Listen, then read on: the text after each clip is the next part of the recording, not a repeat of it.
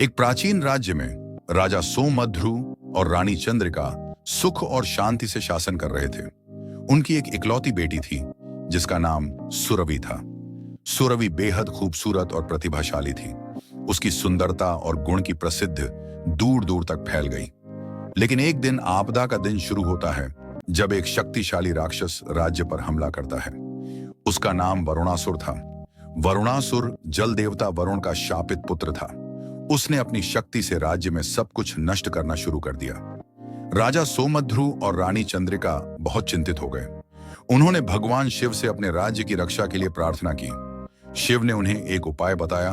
उन्होंने कहा, राजा, आपके राज्य में एक विशेष मंत्र है जो वरुणासुर की शक्ति को शांत कर सकता है। लेकिन इस मंत्र का जाप केवल एक बहादुर और पवित्र योद्धा ही कर सकता है। राजा रानी ने सोचा कि इस मंत्र का उच्चारण कौन करेगा। तभी उन्हें सूर्य नारायण की याद आई। सूर्य नारायण राजा के भरोसेमंद सेनापति और राज्य के सबसे बहादुर योद्धा थे। वह बहुत धर्मात्मा और शिव भक्त था। राजा सोमध्रु ने सूर्य नारायण को बुलाया और उन्हें वरुणासुर के खिलाफ युद्ध करने का आदेश दिया। सूर्य नारायण ने राजा से वादा किया कि वह अपनी जान देकर भी राज्य को बचाएंगे। उन्होंने पवित्र स्थान पर उस विशेष मंत्र का जाप करने की तैयारी की। उस रात उन्होंने दृढ़ संकल्प लिया कि वह वरुणासुर को हराएंगे और राज्य में शांति बहाल करेंगे। प्रातःकाल सूर्य नारायण ने अपनी यात्रा प्रारंभ की। उन्होंने वरुणासुर का सामना किया और उससे भीषण युद्ध किया। वरुणासुर की शक्ति अपार थी, लेकिन सूर्य नारायण अपने पवित्र मंत्र की मदद से वरुणासुर को हराने में सक्षम थे। उन्होंने मंत्र का जाप किया और वरुणासुर की शक्ति कम हो गई। वरुणासुर को एहसास होता है कि उसकी शक्तियों के मूल निर्माता भगवान वरुण हैं और उसकी शक्तियां वास्तव में शापित हैं। उन्होंने सूर्य नारायण से माफी मांगी और कसम खाई कि वह फिर कभी ऐसा कुछ नहीं करेंगे जिससे लोगों को नुकसान पहुंचे। सूर्य नारायण ने अपना वादा पूरा किया और राज्य लौट आए। राजा सोमध्रु और रानी चंद्रिका ने उनका स्वागत किया और राज्य के लोगों ने उन्हें एक नायक के रूप में स्वीकार किया।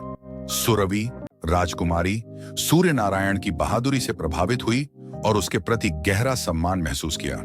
राजा और रानी ने सूर्य नारायण को उसकी अपार बहादुरी के लिए विशेष सम्मान दिया और उसे राज्य के कमांडर इन चीफ के पद पर पदोन्नत किया। राज्य में शांति लौट आई। सूर्य नारायण ने अपना जीवन राज्य के लोगों की सेवा में समर्पित कर दिया।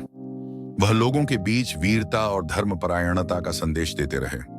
उनकी यह असाधारण कहानी राज्य के लोगों के बीच युगों युगों तक याद की जाती रही।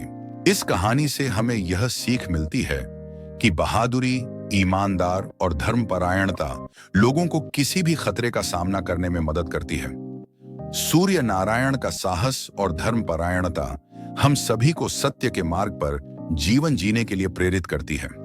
शिव के आशीर्वाद और सूर्य नारायण की अपार वीरता से राज्य में शांति लौट आई। सूर्य नारायण की यह वीर गाथा हिंदू पौराणिक कथाओं का एक अमूल्य हिस्सा बनी हुई है। यह हमें याद दिलाता है कि सच्चाई और साहस से किसी भी बाधा को पार करना संभव है।